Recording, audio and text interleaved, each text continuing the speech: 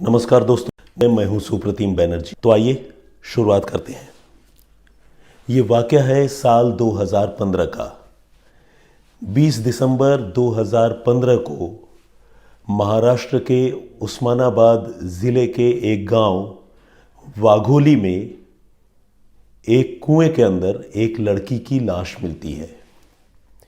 ये लाश एक बोरी में पैक थी, लेकिन जो मरने वाली लड़की थी उसकी टांगें बोरी से बाहर निकली हुई थी और उन टांगों को भी रस्सी से बहुत टाइटली बांधा गया था, बहुत सख्ती से जकड़ दिया गया था।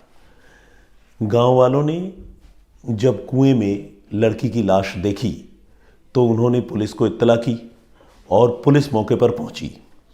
जिस तरह से लाश बोरी में भरकर कुएं में डाली गई थी, जिस तरह से मरने वाली लड़की के पांव बहुत सख्ती से बांधे गए थे, वो सारी चीज़ें ये इशारा कर रही थी कि ये मामला न तो खुदकुशी का है और न ही कोई एक्सीडेंट का, बल्कि ये सीधा सीधा मर्डर का मामला था। तो उस्मानाबाद पुलिस ने इस सिलसिले में मर्डर का केस रजिस्टर किया और मामले की जांच शुरू की। लेकिन जैसा कि आप जानते हैं, इस तरह के ब्लाइंड मर्डर केस में तफ्तीश तभी आगे बढ़ती है जब मरने वाले की पहचान हो जाए। तो इस मामले में पुलिस के पास जो सबसे बड़ी और सबसे पहली चुनौती थी वो थी मरने वाली लड़की की पहचान करना। पुलिस ने इसकी कोशिशें तेज़ की। उस लड़की की जो लाश थी उसकी कई तस्वीरें क्लिक की, पोस्टर बनवाए, आसपास के इलाकों में वो पोस्टर लगाए गए। कुछ व्हाट्सएप और दूसरे सोशल मीडिया के ज़रिए भी मैसेजेस स्प्रेड किए गए। ये जानने की कोशिश हुई कि मरने वाली लड़की कौन है, कहाँ की रहने वाली है।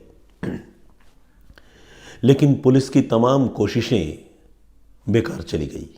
1 महीना, 2 महीना, 3 महीना, काफ़ी वक्त गुजर गया, कई महीने गुजर गए, लेकिन पुलिस को इस मरने वाली लड़की की पहचान ही नहीं पता चली।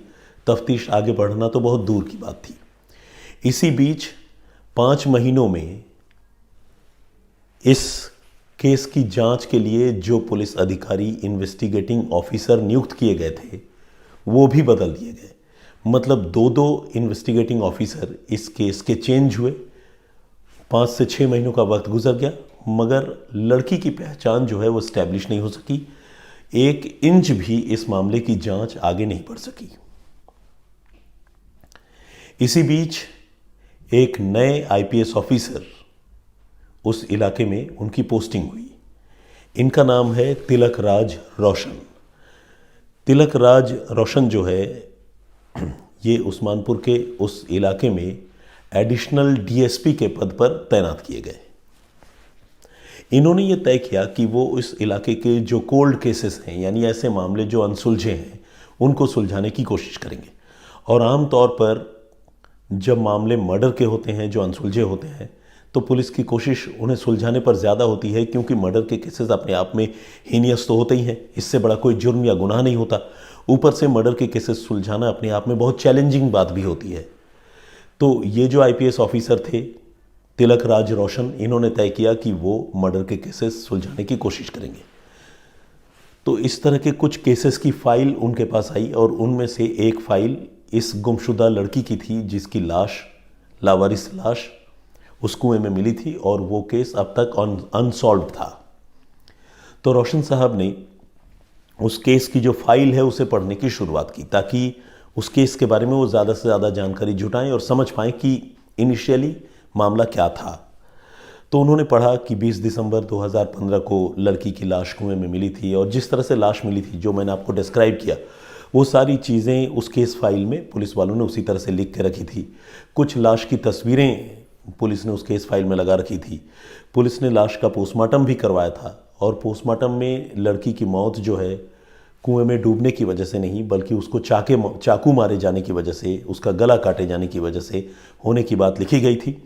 और इस केस फाइल में पुलिस ने यह भी लिखा था कि उन्होंने इस लड़की के डीएनए सैंपल जो है वो सुरक्षित रख लिए हैं, ताकि आने वाले दिनों में अगर कोई ऐसा मिले जिसके साथ लड़की के डीएनए सैंपल की मैचिंग करने की गुंजाइश हो या बात आए, तो पुलिस वाले उसको एग्जीक्यूट कर पाए।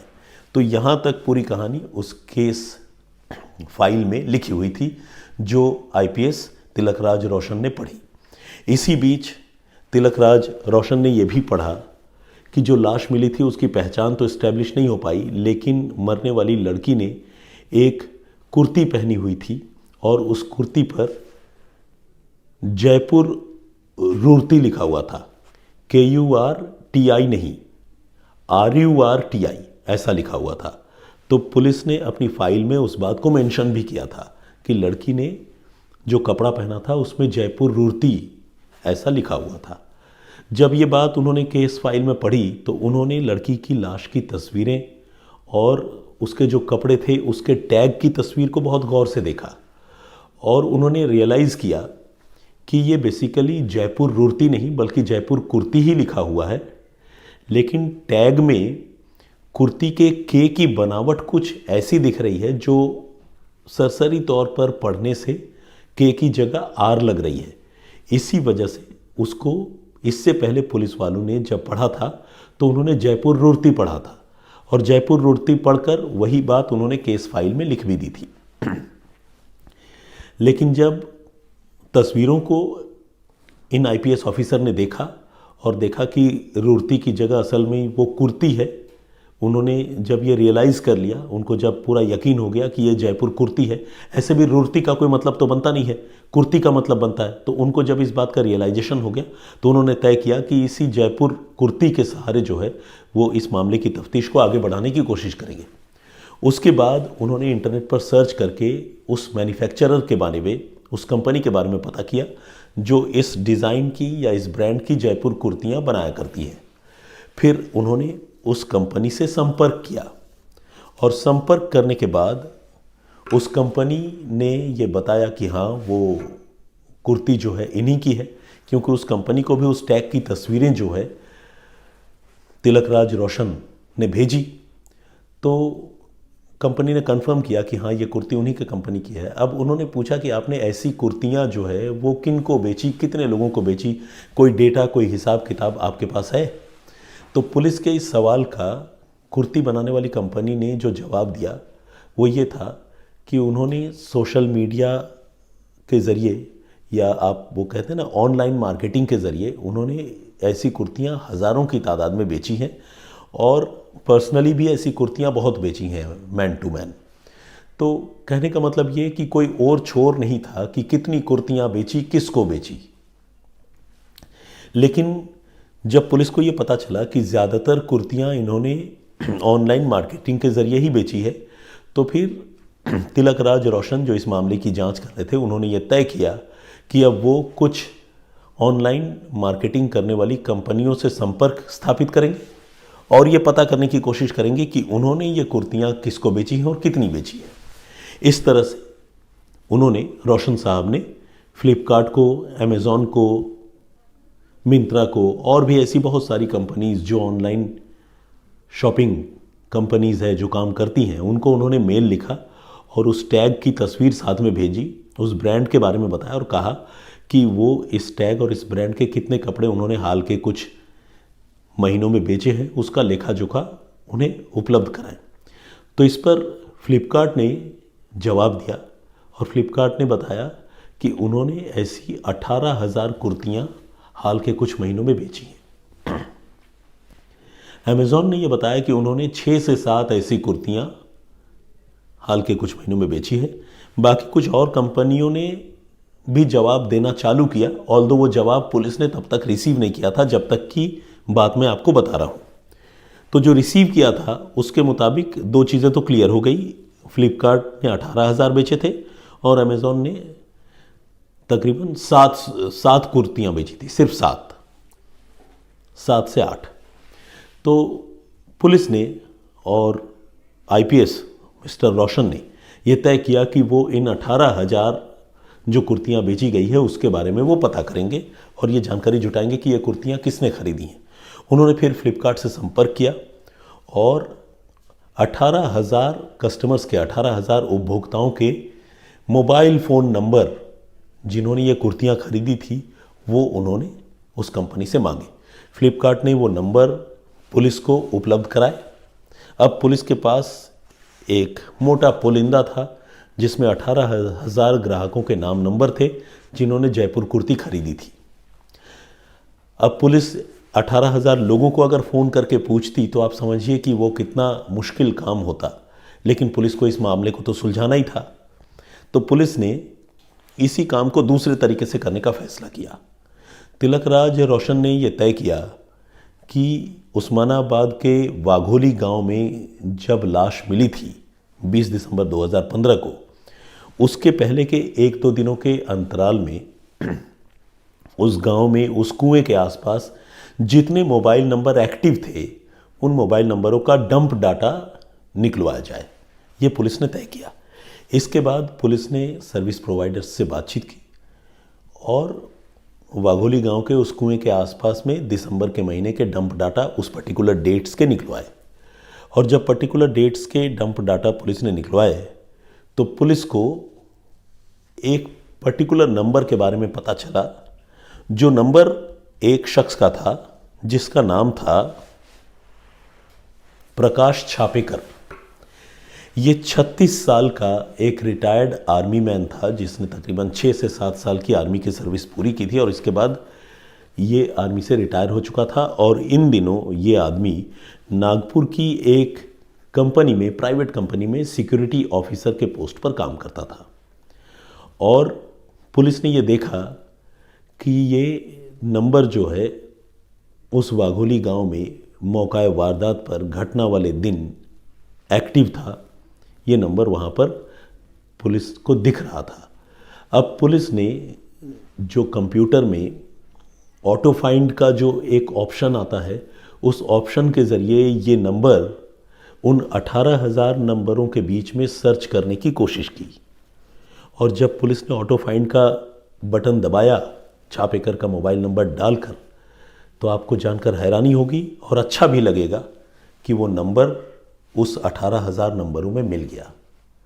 कहने का मतलब ये कि डंप डाटा कलेक्शन से जो एक पर्टिकुलर मोबाइल नंबर मिला था, वो पर्टिकुलर मोबाइल नंबर उन 18,000 कुर्ती के खरीदारों के नंबरों की लिस्ट में शामिल था।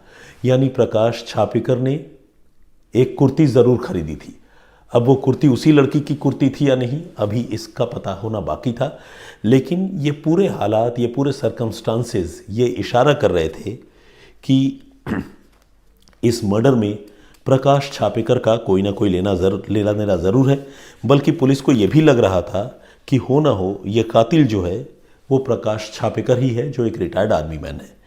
लेकिन इस आदमी को पकड़ने से पहले पुलिस को उस लड़की के बारे में भी पता करना था, क्योंकि लड़की की आइडेंटिटी अभी इस्टेब्लिश होनी बाकी थी और पुलिस को सबूत भी जुटाने थे।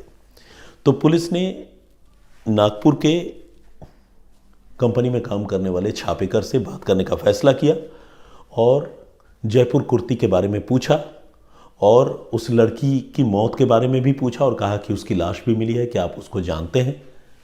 तो छापेकर ने तमाम बातों से इनकार किया। छापेकर ने जयपुर कुर्ती की बात से भी इनकार किया और साथ ही किसी ऐसी लड़की को जानने की बात से भी इनकार किया जिसकी लाश उस्मानाबाद के वाघोली गांव के कुएं में मिली थी। कुल मिलाकर प्रकाश छापेकर ने सारी बातों को डिनाई कर दिया। चूंकि पुलिस के पास फिलहाल कोई बहुत ज़्यादा सबूत नहीं थे सिवाय इस चीज़ के कि उसने कुर्ती खरीदी थी और उसका नंबर उन 18,000 नंबरों की लिस्ट में मौजूद था जिनको फ्लिपकार्ट ने कुर्ती बेची थी, और पुलिस के पास ऐसा कोई सबूत नहीं था कि पुलिस प्रकाश छापेकर को गिरफ्तार कर पाती। तो पुलिस ने तय किया कि अब वो दूसरे तरीके से इस मामले में आगे बढ़ेगी। पुलिस ने जो डंप डाटा कलेक्ट किया था, पुलिस ने उन डंप डाटा के एनालिसिस से कुछ एक और नंबरों का पता लगाया जिसमें एक लड़की कंचन परदेसी का नंबर भी पुलिस को मिला जिसकी उम्र 26 साल की थी। पुलिस को यह लगने लगा कि कहीं ऐसा ना हो कि वो जो लड़की जिसकी लाश मिली थी, जिसकी तस्वीरें उसके पास मौजूद है, जिसे प्रकाश छापेकर पहचानने से इनकार कर रहा है, कहीं वो लड़की यही कंचन परदेसी तो नहीं है। पुलिस को अब यह लगने लगा। लेकिन छापेकर तो इनकार ही कर रहा था, तो उससे पूछने का फ़ायदा नहीं था। तो पुलिस ने तय किया कि अब वो कंचन परदेसी के घर वालों से मिलेगी और पता करेगी कि उनकी बेटी कहाँ है। इसके बाद उस्मानाबाद की पुलिस जो है पुणे पहुंची जहां कंचन परदेसी का घर है। अब कंचन परदेसी के घर पहुंचते ही पुलिस का जो शक है वो बिल्कुल सही पाया गया, सही निकला। कंचन परदेसी जो है वो 2015 से ही गायब थी जुलाई के महीने से। कंचन के घर वालों ने इस बात को कंफर्म किया और कहा कि वो एक कंपनी में काम करती थी और वो 2015 जुलाई के महीने से गायब है, और हमने अपनी बेटी को ढूंढवाने के लिए पुणे के लोकल पुलिस स्टेशन में रिपोर्ट भी लिखवाई है, लेकिन हमें अपनी बेटी के बारे में कोई जानकारी नहीं मिली है। हम बहुत वरीड हैं, बहुत परेशान हैं। पुलिस ने फिर उनको उस लाश की तस्वीरें दिखाई और पूछा कि क्या ये तस्वीरें आपकी बेटी कंचन की है, क्योंकि हमें एक 26 साल की लड़की की लाश कुएं से मिली थी और उसकी ये तस्वीरें हैं। तो तस्वीरें देखते ही घर वाले जो है वो फूट फूट कर रोने लगे और उन्होंने पहचान लिया कि हाँ, ये तस्वीर उनकी बेटी कंचन की ही है। तो ये एक इनिशियल कंफर्मेशन हो गया कि वो लाश कंचन की ही थी। अब पुलिस ने प्रकाश छापेकर के बारे में पूछा और कहा कि क्या आप प्रकाश छापेकर नाम के किसी को जानते हैं जिससे आपकी बेटी की कोई मित्रता या दोस्ती हो। तो लड़की के जो चाचा हैं उन्होंने ये कंफर्म किया कि हाँ उनकी भतीजी कंचन का अफेयर प्रकाश छापेकर नाम के एक आदमी से था, जो बेसिकली नागपुर का रहने वाला आदमी है। अब पुलिस प्रकाश छापेकर को अरेस्ट कर सकती थी, पुलिस के पास एविडेंस मौजूद थे, आ गए थे, लेकिन पुलिस ने तय किया कि वो थोड़ा और इंतज़ार करेगी और कंफर्म करेगी। पुलिस ने घर वालों के खून के नमूने लिए डीएनए सैंपल की जांच के लिए। उस लड़की की लाश जो कुएं से बरामद हुई थी उसके डीएनए सैंपल ऑलरेडी पुलिस के पास मौजूद थे, जैसा कि मैं आपको पहले बता चुका हूँ। पुलिस ने दोनों सैंपल फॉरेंसिक साइंस लेबोरेटरीज़ में भिजवाए और लेबोरेटरी ने अपनी जांच रिपोर्ट में ये कंफर्म कर दिया कि वो लाश जो मिली थी कुएं से वो इसी परिवार की बेटी की है, यानी कंचन परदेसी की ही लाश है। और घर वाले ये बता रहे थे कि कंचन परदेसी प्रकाश छापेकर को जानती थी और प्रकाश छापेकर से उसके रिश्ते थे। अब पुलिस ने प्रकाश छापेकर के बारे में और जानकारी जुटाने की शुरुआत की तो ये पता चला कि ये जो कंचन है ये 2010 में पुणे की एक कंपनी में काम करती थी, और जिस कंपनी में ये लड़की काम करती थी उस कंपनी के उस पर्टिकुलर यूनिट का बॉस प्रकाश छापेकर हुआ करता था। और उन्हीं दिनों यानी 2010 में ही कंचन और प्रकाश एक दूसरे के करीब आ गए थे और दोनों में प्यार मोहब्बत की शुरुआत हो गई थी। हालांकि ये सब कुछ तब था जब प्रकाश पहले से शादीशुदा था और उसे 3 बच्चे भी थे। प्रकाश की बीवी का नाम प्रतिभा है। प्रतिभा 28 साल की है और प्रकाश की उम्र के बारे में मैंने आपको बता ही दिया था, वो 36 साल का है और इनको 3 बच्चे भी हैं। इसके बावजूद ये शादीशुदा रिटायर्ड आर्मी मैन जो एक कंपनी में काम कर रहा था, सिक्योरिटी ऑफिसर था इन दिनों नागपुर में, उस आदमी ने इस लड़की के साथ रिलेशनशिप रखा और लिव इन में रहने लगा। अब कहते हैं ना, इश्क और मुश्क छुपाए नहीं छुपती है। तो प्रकाश के घर वालों को भी इसके बारे में देर सवेर जानकारी हो गई कि उसका कंचन नाम की एक लड़की से अफेयर है। इसके बाद परिवार में तनाव, लड़ाई झगड़े ये सब भी शुरू हुआ। 2014 में एक बार कंचन ने इन्हीं तकलीफ़ों से, लड़ाई झगड़ों से तंग आकर जहर पीकर खुदकुशी करने की कोशिश की थी। तब वो लड़की काफ़ी दिनों तक अस्पताल में भर्ती भी रही, लेकिन इसके बाद जब वो ठीक हो गई तो कंचन को उसके घर वाले अपने साथ पुणे लेकर चले गए। लेकिन ये प्रकाश का प्यार भी था कि प्यार कह लें, अब प्यार कहना तो ठीक नहीं होगा, लेकिन मतलब प्रकाश का इन्फैचुएशन था और नाजायज़ रिश्तों की चाहत थी जिसने प्रकाश को ये मजबूर किया कि वो फिर से कंचन के पास जाए और कंचन को अपने साथ लेकर आए। इसके बाद जो कंचन लिव इन में रहती थी उसको उसके घर वालों ने अपने साथ लेकर गए थे। घर वालों ने उसका एक दूसरे लड़के से सगाई भी कर दी थी, लेकिन प्रकाश ने वो सगाई कंचन से बात करके तुड़वा दी और कंचन के साथ फिर से लिव इन में रहने लगा। तो कुल मिलाकर लिव इन में रहना, बीच में ब्रेकअप होना, जहर पी लेना, फिर से लिव इन में रहना, ये सारी नाटक नौटंकी ये लगातार इनके जीवन में चल रहा था। लेकिन फाइनली जब 2015 की बात आई, 2015 का साल आया, तो प्रकाश की बीवी ने, प्रतिभा ने, अपने पति को बहुत ज़्यादा प्रेशराइज़ किया और कहा कि वो इस मामले में इस पार या उस पार करे, 2 बीवियों के साथ या एक लिव इन पार्टनर और इस परिवार के साथ उसकी ज़िंदगी अब नहीं चल पाएगी। तो फाइनली जब बहुत प्रेशर हुआ और चूंकि प्रतिभा जो है वो एक लीगली मैरिड वाइफ थी, उसकी ऑथोरिटी प्रकाश के ऊपर ज़्यादा थी और जो प्रतिभा के परिवार वाले हैं वो भी अपनी बेटी को सपोर्ट कर रहे थे। तो प्रकाश जो है अपनी बीवी और ससुराल वालों के दबाव में आ गया और फिर प्रकाश की बीवी प्रतिभा और प्रकाश का ब्रदर इन लॉ यानी साला जिसका नाम है लोहार और खुद प्रकाश, इन तीनों ने मिलकर ये तय किया कि वो कंचन को अब रास्ते से हटा देंगे, क्योंकि कंचन जो है अब उनके जीवन में गले की हड्डी बन चुका है। शायद प्रकाश का प्यार भी गुजरते वक्त के साथ कंचन के साथ थोड़ा कम हो गया था। फिर इन तीनों ने मिलकर कत्ल की साजिश रची और उस साजिश के मुताबिक 19 दिसंबर 2015 को प्रकाश छापेकर ने अपनी गर्लफ्रेंड कंचन को घुमाने ले जाने की बात कहकर अपने साथ गाड़ी में बिठाया और गाड़ी में बिठाने के बाद ये लोग निकल गए पुणे से उस्मानाबाद की तरफ। रास्ते में एक जगह उसने गाड़ी ख़राब होने का नाटक किया और उसी जगह मैकेनिक के तौर पर उसने अपने साले को गाड़ी में बिठा लिया जिसका नाम लोहार है। तो इस तरह अपने साले को भी बिठाया और इसके बाद मैकेनिक को साथ ले जाने की बात कहकर सुनसान रास्ते पर प्रकाश ने गाड़ी बढ़ाई। अब गाड़ी में 3 लोग थे, खुद प्रकाश, उसकी गर्लफ्रेंड कंचन परदेसी और प्रकाश का ब्रदर इन लॉ लोहार। इन तीनों में 2 लोगों को पता था कि तीसरे का कत्ल होने वाला है और फाइनली एक सुनसान जगह पर जब गाड़ी पहुंची तो लोहार ने इस लड़की को पकड़ लिया, उसकी बाहें पकड़ ली, हाथ पकड़ लिए और जो कंचन था और जो प्रकाश था उसने कंचन का एक तेज़ धार चाकू से जो उसके पास पहले से मौजूद था उसने गला रेत दिया और इसके बाद उसने अपनी गर्लफ्रेंड को कई चाकू भी मारे और इसी तरह बंद कार के अंदर उसने सुनसान जगह पर उस लड़की की हत्या की और पहले से की गई प्लानिंग के मुताबिक अपने साथ लाई गई एक बोरी में उसकी लाश भरी। पूरी लाश वो भर नहीं सकते थे बोरी में, बोरी छोटी थी, तो लाश की जो टांगे हैं उसको रस्सी से टाइटली बांधा, बोरी का मुंह बंद किया और उस बोरी को उन्होंने वाघोली गांव के कुएं में ले जाकर फेंक दिया। ये 19 तारीख की बात है। इसके बाद अगले दिन 20 तारीख को वाघोली गांव में वो लाश जो है बरामद हो गई।